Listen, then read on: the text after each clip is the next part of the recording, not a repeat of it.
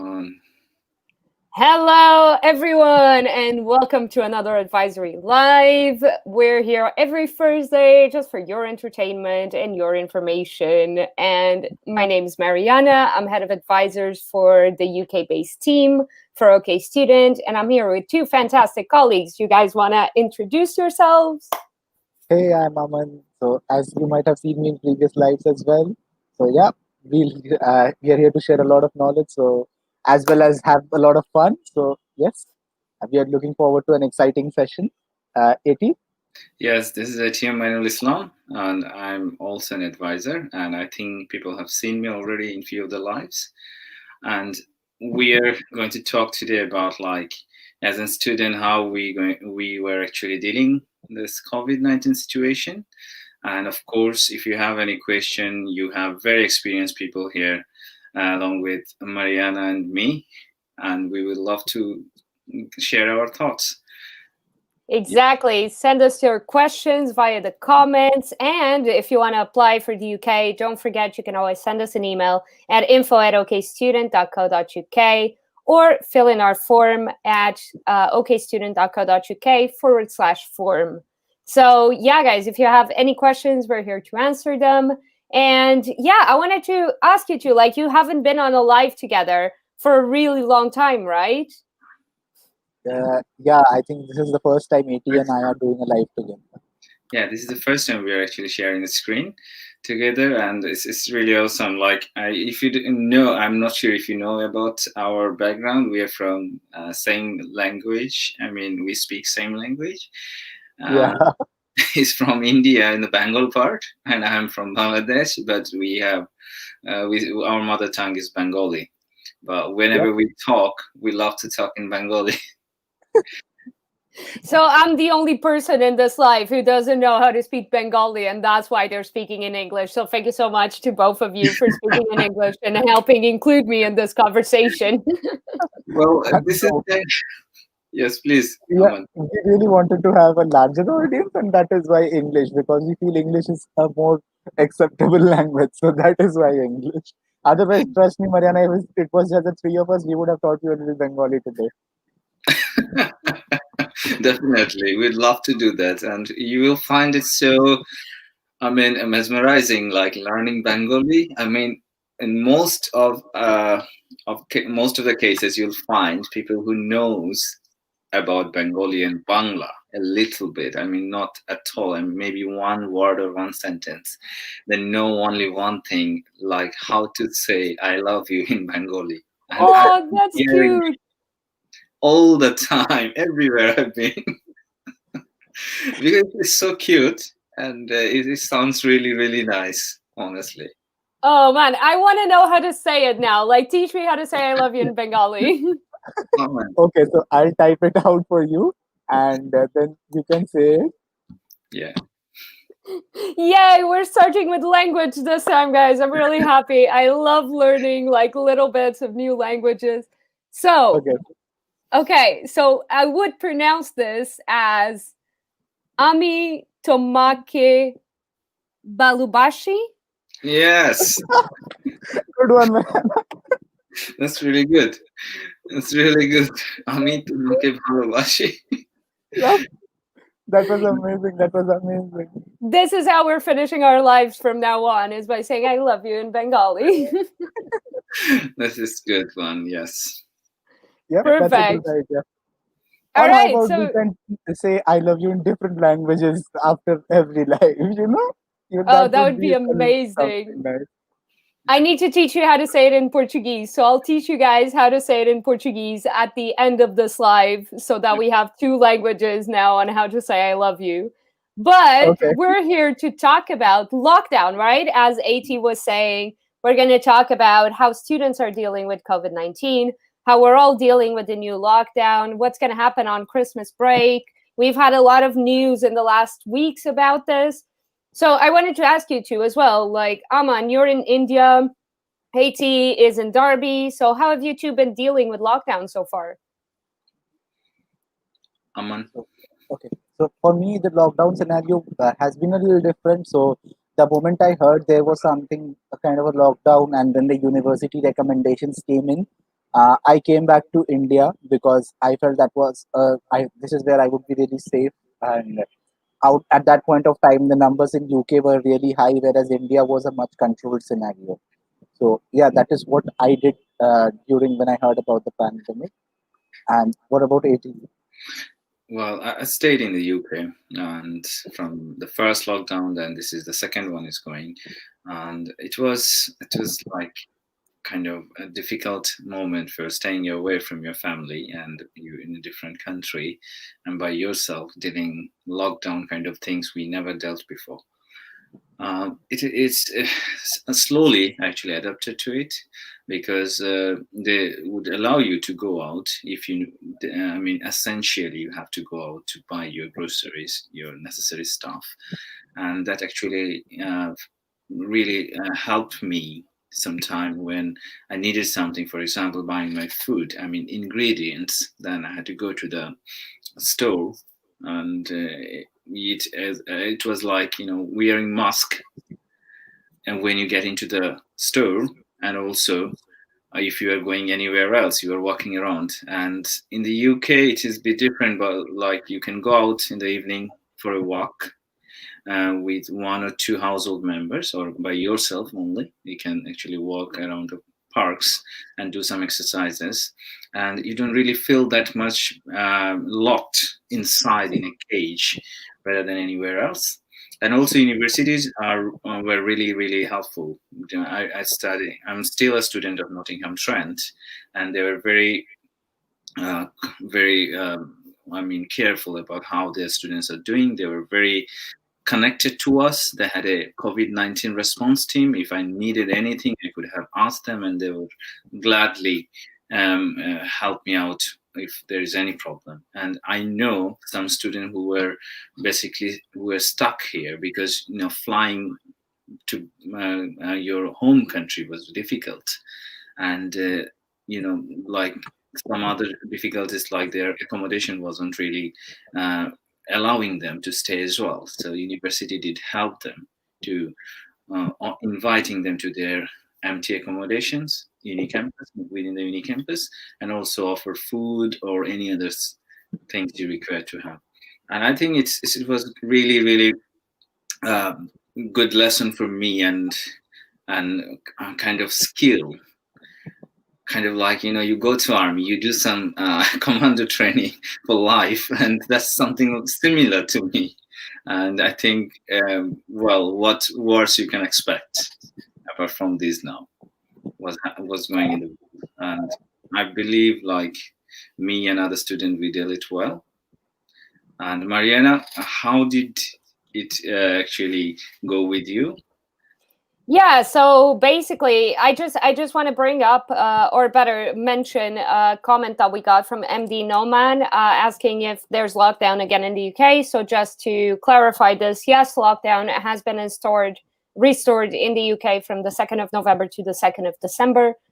So currently, we're all kind of waiting to see what happens after the 2nd of December, if we're going to be able to leave, if we're not. So to tell you a bit of like my lockdown story, basically I just came to Bristol in March. I came down to Bristol immediately when I figured out that the UK was starting to think about locking down and doing like and limiting trains and things like that. I just came down to Bristol. So I went back to Portugal in July when I managed to get a flight, and then I came back at October, in the mid-October. So yeah, I've just been in between the two countries. I had to do quarantine when I came back in now in mid-October, which wasn't as difficult as I was anticipating, to be honest. I kind of feel that I'm the sort of person who's really well like adapted to doing this. So as you were saying, AT, with like the military training, it's like I feel like I've gone through that training already.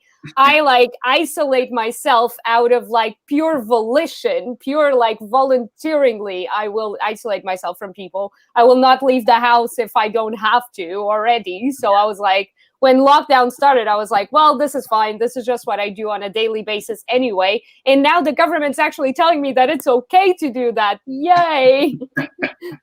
I don't have to go out. I don't have to go to the club. I don't have to go to loud bars. I'm like, yay. Yes, it's really, really, I mean, different experience for all of us. Completely. And I think that there are some people who adapted really well, even to like online learning and things like that. I tell this really often. Like, my sister has had the best grades of her life being under lockdown, because she has a lot of anxiety. So when she realized that she didn't have to leave the house anymore and she didn't have to deal with people anymore, she was kind of like me, of like, yay, I don't have to deal with people, yay. So she got the best grades of her life in like that semester. And we hear these both of these sides, right, where people are like, oh, I can't adjust, I'm having a really hard time, and at the same time people saying like, no, this is so much better for me. So I kind of feel like it's a really good opportunity as well for everyone who works in education to kind of think about how people learn in different ways and the different things that people need to learn. Like, what you two think, because you two had the online learning experience, right? Yeah, Aman. So, as you said, Mariana, so this is something that I would like to bring up because again, online learning was something that was comfortable for me, and trust me, even my grades improved drastically during the online session. But then there were people who used to come up to me and tell me that they weren't doing really well at this online thing because they really found it hard to adjust to, and they were not, and they felt that going to a university where they had a little bit of a pressure was Hmm. something that they were looking for. But on this online learning, they had 24 hours, and often what used to happen is they used to forget that they have to view this in the 24 hours, and then there was a lot of problems and all those things. They were lagging behind in their syllabus and all those things. So yes, I have heard both sides of the story, but again, means I would not be taking sides here. But yes, people are different, and this is an opportunity that should be looked into because again, as we know, that online learning has its advantages as well, not just the disadvantages. Because obviously, it's much cheaper, so and it can be done in a very organized way, as we have seen. The universities were really good at it.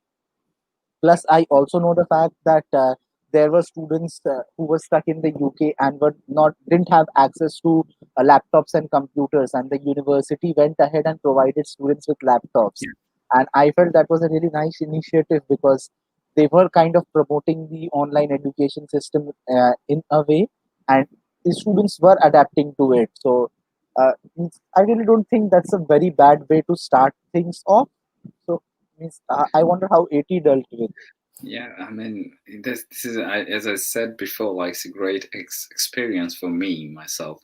Well, when I was dealing it first, online learning, and I think only one thing was missing there. I mean, having a motivation where you go to the campus, you see your mates and your tutor, you get really, I mean, what do you call boost up, like I have to do it, and you get to see your tutor face to face, and that might be a very very I mean turning point where you have to start an assignment and have to you can get some really live tips and also direction from your tutor.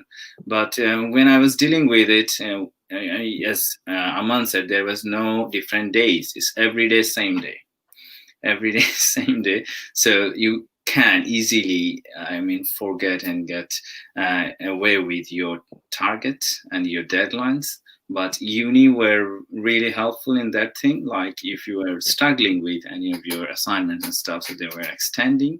And I have been meeting my tutors online through Zoom or Microsoft Meet or Team. And how I feel this actually helped me to understand the technology even better, because there was not that much of necessity in my life to understand all those technological I mean advancement, I mean the opportunities I had. But can you really thing that can you understand one thing? I'm Um, sorry, AT. I'm just laughing so hard trying to imagine you figuring out like Microsoft Teams yeah, because it's like, Zoom. I was attending classes. I was uh, getting lessons from my teacher through Zoom. I never used it before. Oh, I was using what you call, I mean, only the Google Meet during our office weekly meeting and stuff. That wasn't necessary, honestly.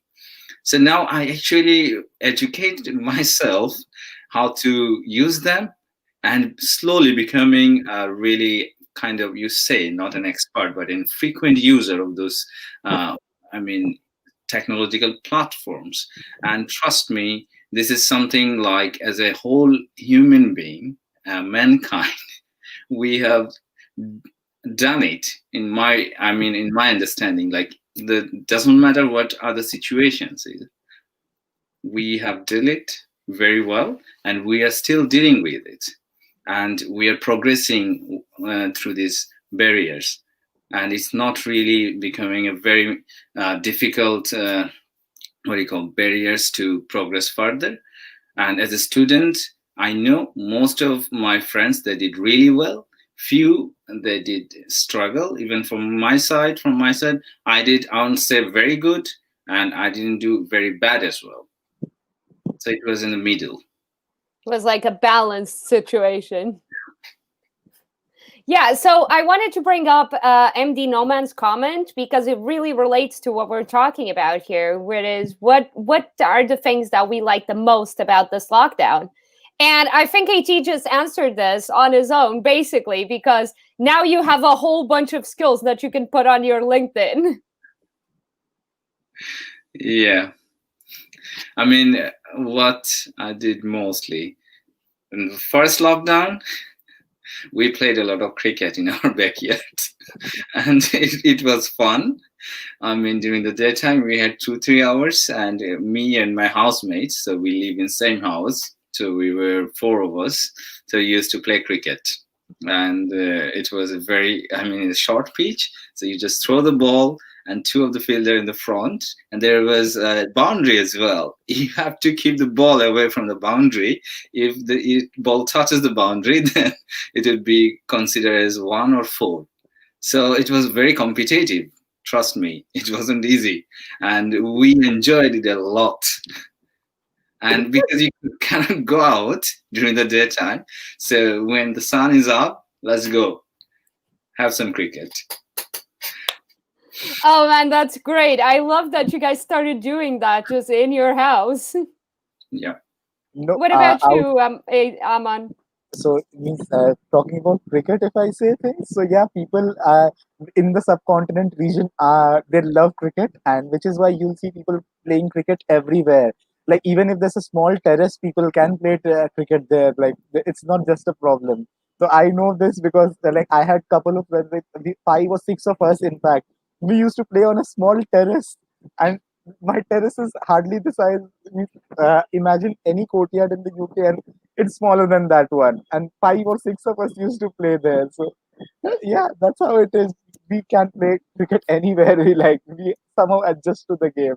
So yes, it's a nice feeling. But again, I to be honest, I don't really like much of many of the things about this lockdown or any lockdown, because I feel really captured in my house. So yeah, I kind of like going out, talking to people, making new friends. So that's something that does not suit me a lot. So yeah, that is how it is.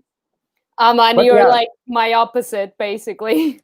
exactly. But the good thing that happened with me was my grades improved. So that wasn't really a bad deal. I would take that. That's good. Congratulations, first and foremost. What did you do, Mariana? I've been like, to be honest, I have multiple answers to this question because I've been really enjoying a lot of the things that lockdown has brought me, namely like the fact that I now treasure like walks in nature much more than I did, and like living outside of a city, because like, yeah, I'm in Bristol currently, but we have an enormous park right in front of the house, and we have like Lee Woods that we can walk to. So it's been just really nice to kind of reconnect with that, be able to do really long walks, because I used to do that when I was a kid. I lived in a rural area most of my life. So I used to do a lot of nature walks and a lot of hiking and a lot of cycling through like woods and things. And then I just stopped doing that when I moved to Cambridge and then when I moved back to Lisbon. So having the opportunity during lockdown to just kind of reconnect with that and be able to do, like, I remember in the first lockdown, there was one day that I just woke up. You know, those days when you wake up and you're like, I just don't want to live the world today. Like, I either want to, like, I just want to fall asleep again and Yeah. have this entire day be over. Yeah. So I woke up and I was exactly in that mood. And I just got dressed immediately and went on like a 10-kilometer walk. That was just like, I was like, fuck, God damn it, I'm going to go on a walk. This is it. And that's all I did that day, basically. It was like a 10-kilometer walk, like somewhere. And it was the best day in lockdown, basically. That's good. Yes, yes. Walking in the nature is the best thing you can have. I live in Derby. It's not too far from the nature anyway. As you know, it's located close to Peak District, and it takes like even you can walk to the hilly mountains and really, I mean, in between the nature, and also you can walk by the river. That's the this most beautiful thing I have enjoyed here, and I did a few times and I really enjoyed it. And it was like a fresh air. And you'll see a lot of people are also walking and they're actually maintaining their distances. And the council has done something really great. Like you will see the sanitizing staff every 100 meters. Like the hand sanitizers you need, hand wash you need is there. I mean, it's placed there, and you will not feel that you are unsafe. If you think so, you have to wash your hand and actually carry on walking. You have it That's there. perfect. That's perfect. And That's really good. Derby City Council has done well. yes, I think most of the city council has done it same way. I think that was the guideline provided by the government. And if you now also, if you go out into the parks, I mean the bigger parks, you will find it similar way. I mean, I have one question. I mean, you flew back to your country Yes. when the lockdown started. Can you tell me how difficult it was and how it was to deal with going back to your country? So yes, when I came back to my country, the reason that I came back was because I was kind of feeling unsafe in the UK first of all. Hmm. So because at that point of time the cases were really high, and I was really afraid that the means I might be the person who catches the virus. So yeah. So means that was the thing that was going on my mind continuously, and I really You wanted to just, keep it. everyone just kind of doesn't want to be the first. It's like, as long as I'm not the first one to catch it, it's fine. So, yeah, that's how it is. I mean, I really wanted to be safe. And when I came back here, right after a couple of days, what happened was India introduced a complete lockdown. And in that case, everything was shut down and we weren't allowed to go out. If you go out, there will be police officers who will be asking you continuously about why are you stepping out of your house? And it was really strict in the beginning, but later on as the days went on, so people were like uh, they were kind of more casual, and even the government started opening more things up because the economy was suffering a lot. So yes, things started opening up, and now it doesn't really feel like COVID much, to be honest, because people are really careless these days. I find that.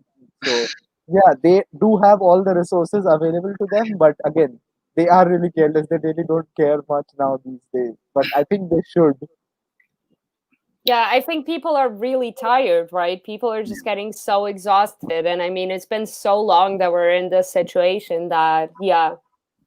Was there any process? I mean, did you have to get any special permit or any sort of documentation before you were flying back to your?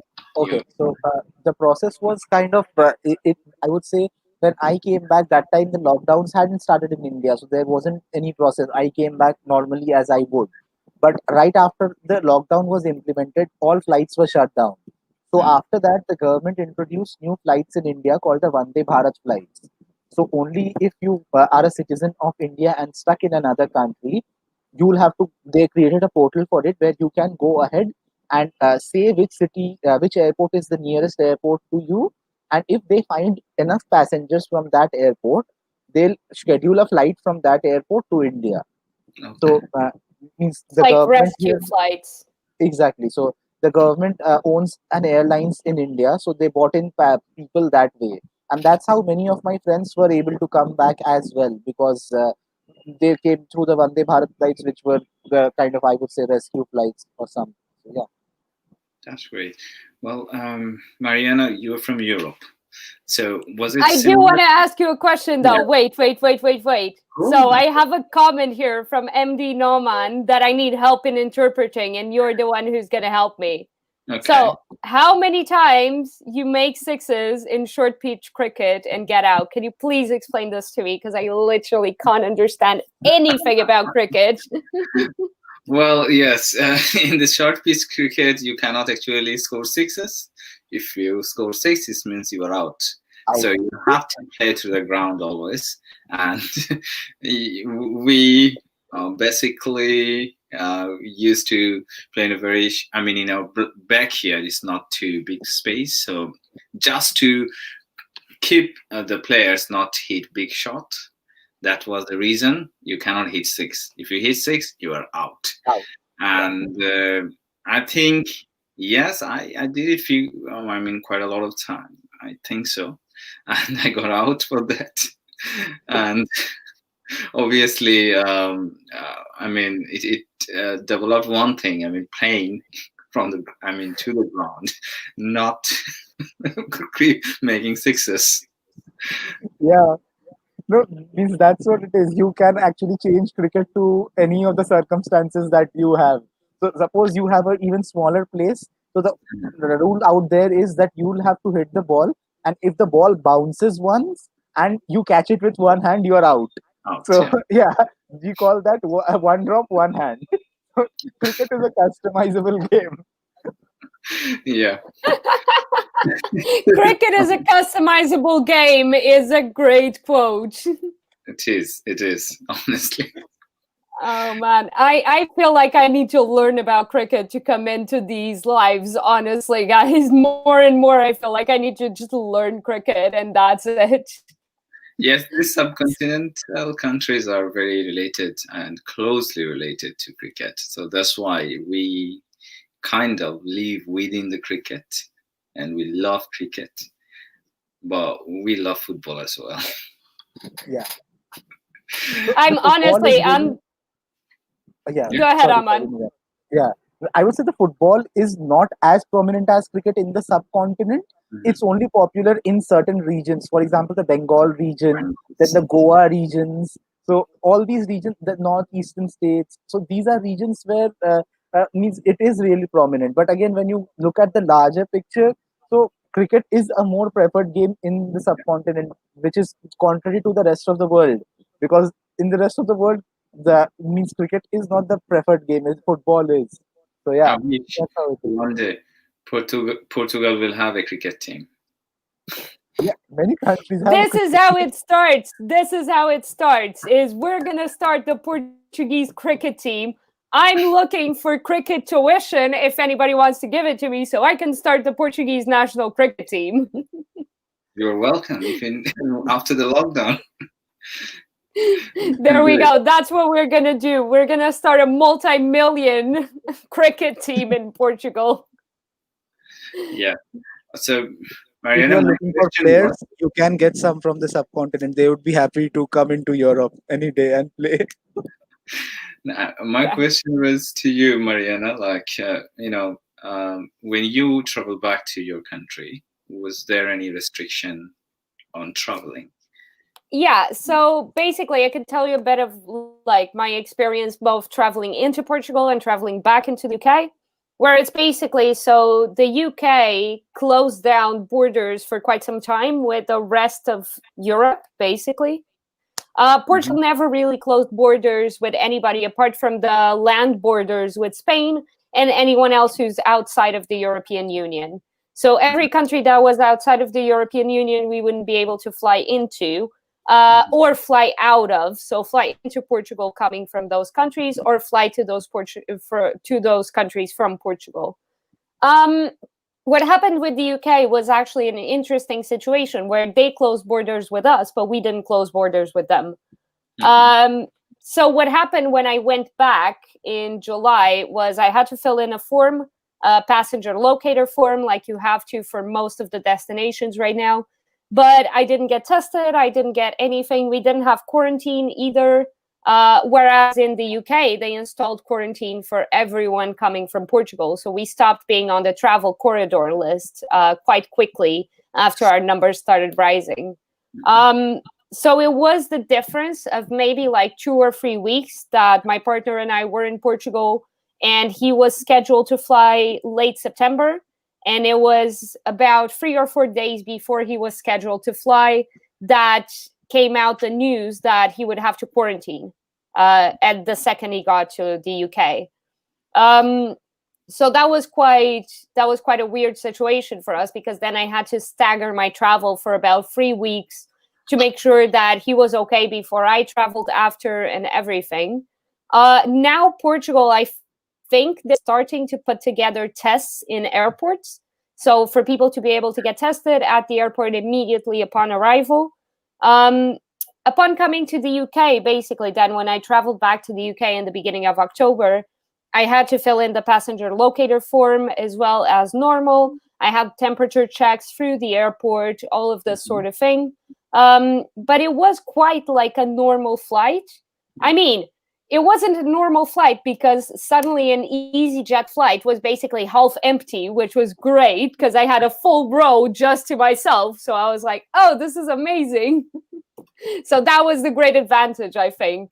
But currently, the rules are different, right? So right now, we have the lockdown until the 2nd of December. And then from the 3rd to 9th, there's this travel window that people can take advantage of to kind of travel. AT, are you thinking about traveling anywhere during the travel window? Not really, because it's not basically necessary for me at this moment. If I can travel within the UK, that's enough at this moment, because it's a special time. This is COVID year, what I call. So I don't really want to go. But if there is any like necessity arise in maybe in next couple of months that I have to travel back to my country, then definitely I have to go. And what I know from that, traveling back to Bangladesh, it requires some special, documentation. You have to get your COVID test done from the UK and take it to the, you have to take it to the consulate, nearest consulate, Bangladesh consulate, and then get tested from them if it is negative. And then you have to send it to the airlines as well. And it's quite a long process, like around, it takes 3 to 5 days, and it can be a bit stressful at the same time. So if it is not really necessary for me, I'm not going to go through that. And yes. Yeah, exactly. So I was just thinking that we should, basically, you have this website, right? You were just mentioning the rules for Bangladesh. So gov.uk, this is my recommendation to everyone who's watching, my recommendation to all students who intend to travel internationally during the travel window is definitely go and check the gov.uk travel guidance page.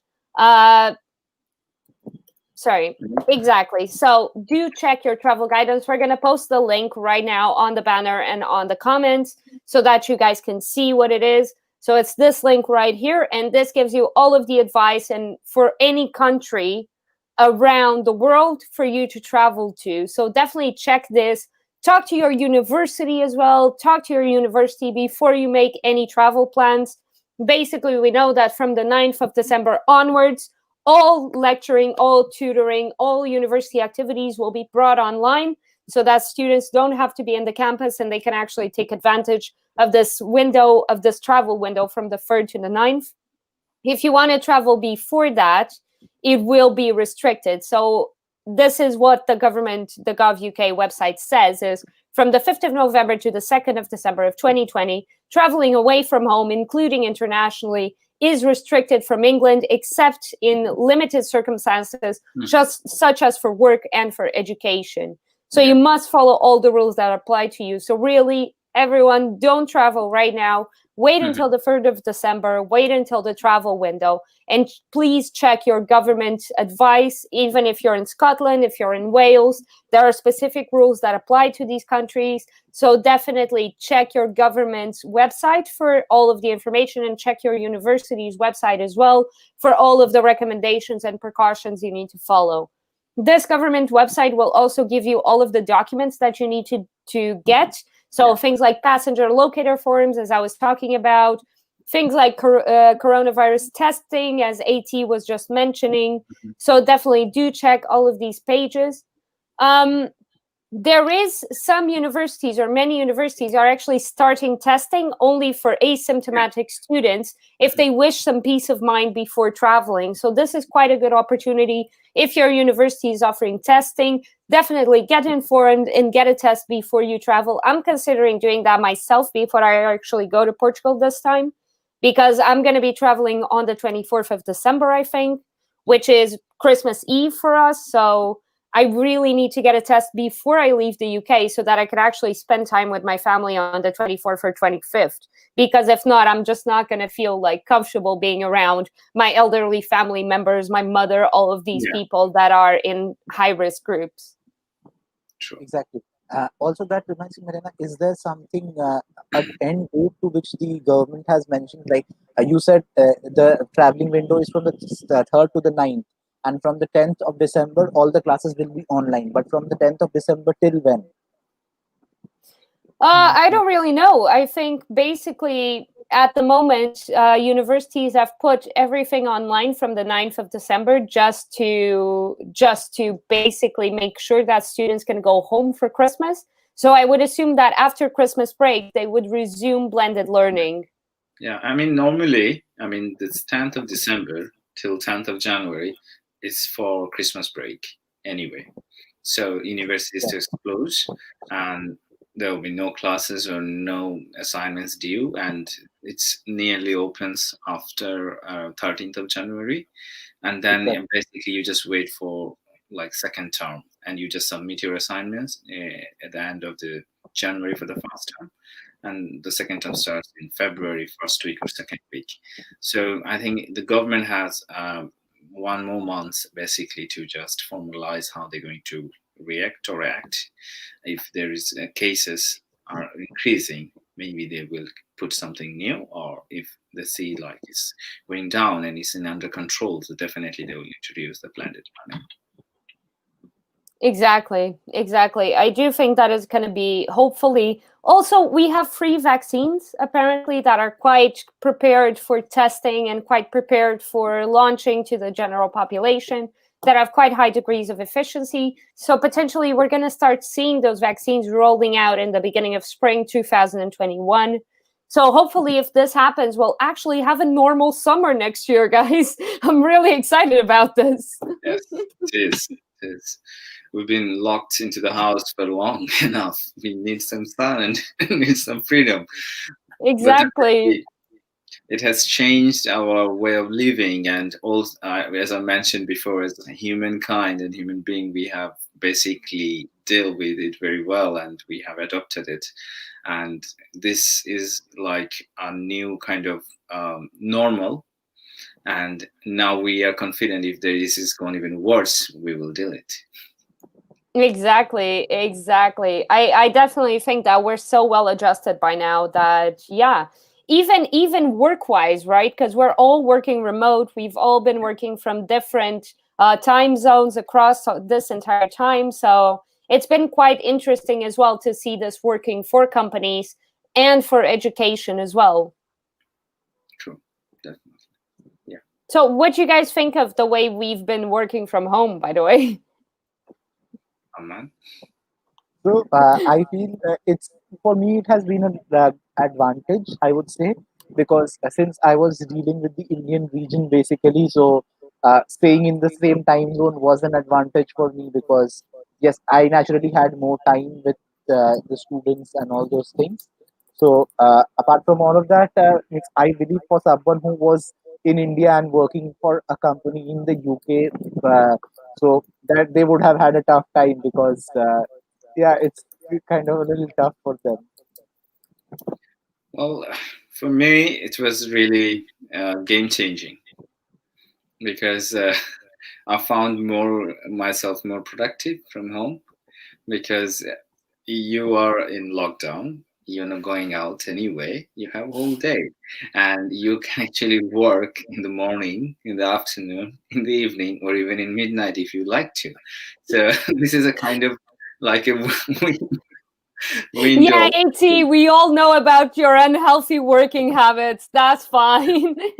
But I'm not recommending people to do that. But this was like really, and still I'm enjoying it, and I think it's made me more productive, and in a way, like it gives you more time to think and reflect Don't you back. think it makes the rest of the people unproductive because you work at your own time? I mean, well, working from home, I mean, I know a lot of people that normally, I mean, the people are in like tech profession, for example, software developer, tech support. They work from home anyway, remotely.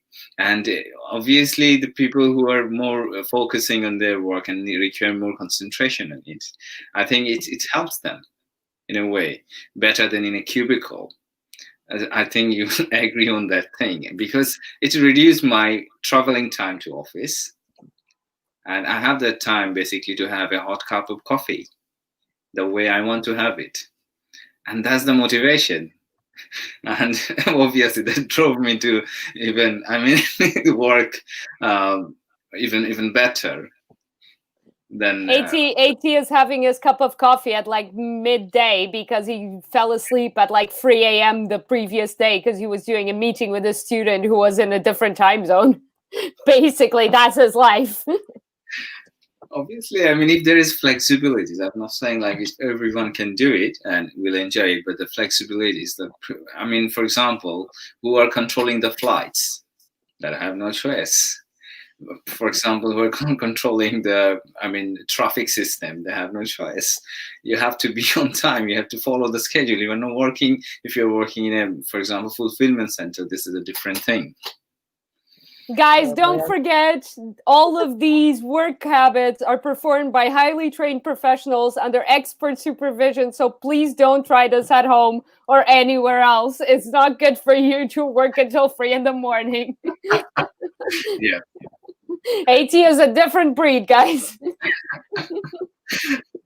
Well, accept it. What were you going to say, Aman? Sorry. Yeah, that's what I was trying to say. Like, what do you say about all of this? Because when you see 80, he is working at all these odd hours, and that actually makes the work for the people who are dependent on his work out of time. Because again, they are expecting 80 to complete a work at by like just say 10 p.m. or in the worst case scenario. But then you have 80 who comes in at 12 a.m. and starts working at that time. It happens.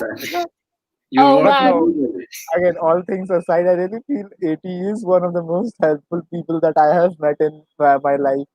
The moment you say 80, just because he works at all these odd hours, you never feel uncomfortable to just ping 80 and ask whatever doubts you have. So maybe that's a good thing for students as well, because that He way will they, not reply to you at until like 11 a.m. though. I've no, learned that the hard way. I've like learned not to book meetings with AT before 12 the hard way because I've had several meetings at 9 a.m. with him where he just hasn't shown up at all. And I'm just sitting on this Zoom call going like, clearly AT has fallen asleep. Well, yes. I'm sorry for You're getting roasted now, AT, okay? well, the entertainment part. We are here just not to give them the information, also entertain people. I'm enjoying it. Oh man. They have to know how you are, you know? Your students need to know how you are. Yes, I think they know already. who have been in touch with me. So, All right. I mean, I have another question. Like, if anybody travels now to their back home for the Christmas break because it's approaching next month, uh, and I mean they intend to come back, will there be any problem? I mean, students have doubts and their families have doubt. They do care about the well-being of the students. So, as far as my knowledge, I'm not really aware of that. I think Aman, you were in India and you are going to travel in Portugal anyway. So I think you guys can explain it. Yeah. Mayan, could you go first? Yeah, definitely. So basically, we don't know yet when travel restrictions are going to come back in for the UK. I know that at the moment it is still restricted for some countries. Within the European Union, we have no idea what's going to happen, basically, because right now there are two things happening. It's COVID and Brexit at the same time. And the UK is going to leave the European Union on the 31st of December of 2020.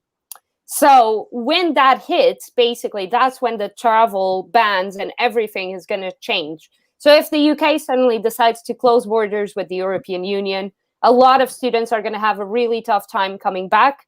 So for all European students, I would really, really honestly recommend, even if you have your pre-settled status done, that you come back to the UK before the 31st of December of 2020. It's not mandatory, but it is preferable only because we don't know when the travel restrictions are going to come back in either.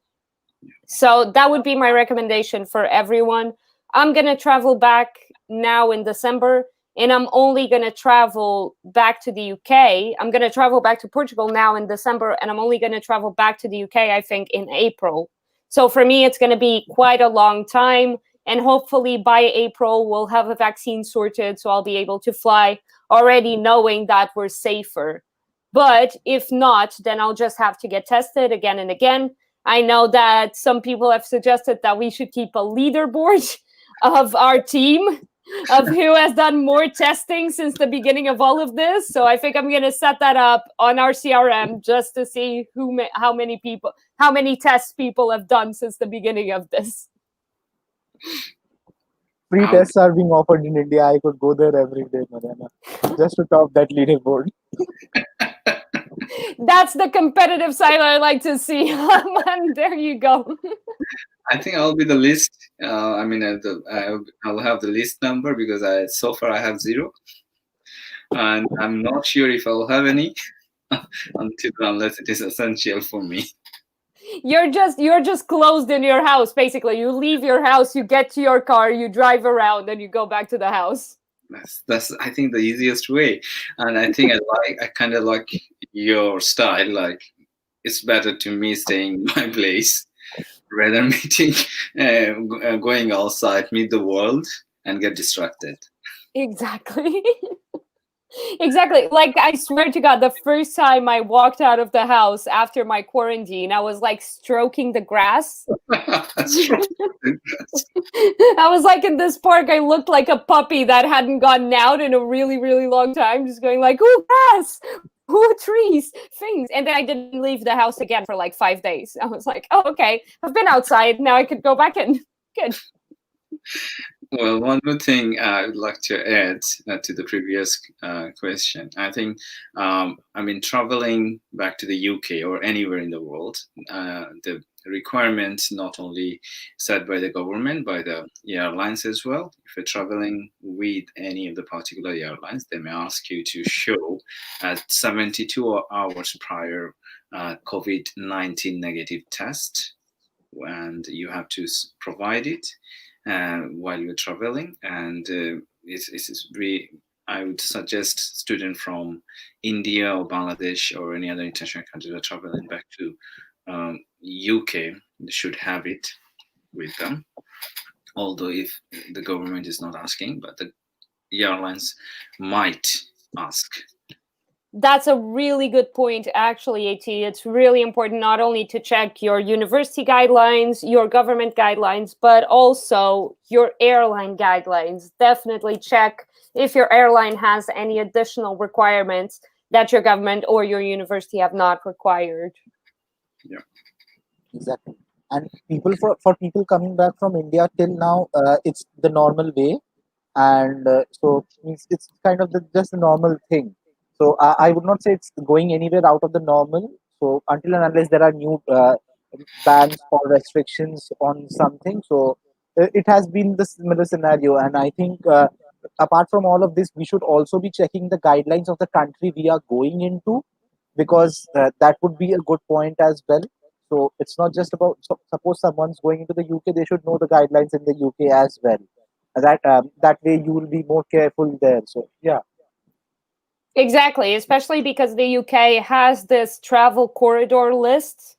So do check the travel corridor list before you come into the UK, because you might have to quarantine or you might not have to quarantine depending on where you're coming from. I know that there are very little countries at the moment that are on the travel corridor list. Mhm. So definitely check it, but assume in the beginning that you would have to quarantine anyway. Yeah. So guys, are we any last words here? Do we have anything else that we want to that we want to say to people before I teach you how to say I love you in Portuguese? Yes. I would say, like, as for the inspiration and motivation to the people and the student who are coming. Uh, well, there will be problem. Definitely, nothing goes according to plan, but this is not the end of the world. This thing's gonna go, definitely, sooner or later. But there's no way we should stay home. I mean, stay in one place rather progressing in our life. So take the challenge, face the world, and face the problem. And definitely, there is always a way out to deal. And we have learned it throughout our living in the UK or traveling back home. And definitely, you can learn it even better when you start doing it. exactly. And means I remember a very good quote. So like, if you are to progress in life, you need to work when the other people sleep. So yeah, I'll Yes. just leave it at that. Exactly. I couldn't have put it better, guys. That's exactly it. I honestly could not have put it better. Take care of yourself, take care of others around you, and yeah, keep positive and keep hopeful, because we're going to get out of this soon enough. Hopefully, we'll be able to all be in the nice clubs and bars and yeah, and actually celebrate a birthday for once. I miss celebrating my birthday, honestly. I'm like, I want to celebrate a nice birthday in like a dinner or something, but no, I'm sure you will be able to celebrate it when it's next. it's March. So that's why I'm here hoping for that vaccine to come out. I'm here like, oh my God, it's March. Come on, come on. Let me have a vaccine before March. Inshallah, you will. I believe you will. Let's go. All right. Are you ready for I love you in Portuguese? Yes, of course. Yep. All right. So I'm going to put it on the chat. Yeah. Could you pronounce it for us? Like, it's a Now, little bit. Ha! You didn't pronounce the Bengali for me. I'm yeah. not going to Okay. pronounce the Portuguese for you. That's cheating. Yeah, Amote. That's good. So yeah, eu amote. So I think Perfect. Guys, that's perfect. Amote. Yeah, Amote. Okay. If you think about it, that's easy. Yeah. it's exactly the same like a sentence formation as English. Eu is I, Uh, amo is love, tu is you. okay. Cool. Okay, Aman, it's easy. memorize it. It's gonna help you. Yeah, that's what I did. I noted Uh, it down. all right, guys, this was great. Thank you so much for joining me today.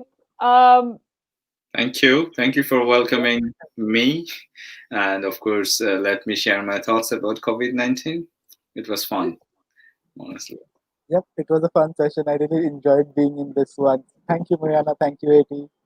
Thank you both. And to everyone who's watching us, don't forget, you can contact us through info@okstudent.co.uk if you have any questions about coming to study in the UK, or if you want some help with your application, with adjusting to the country, with your visa, with accommodation, anything, you can always contact us. You can also send us your details through our form at okstudent.co.uk/form.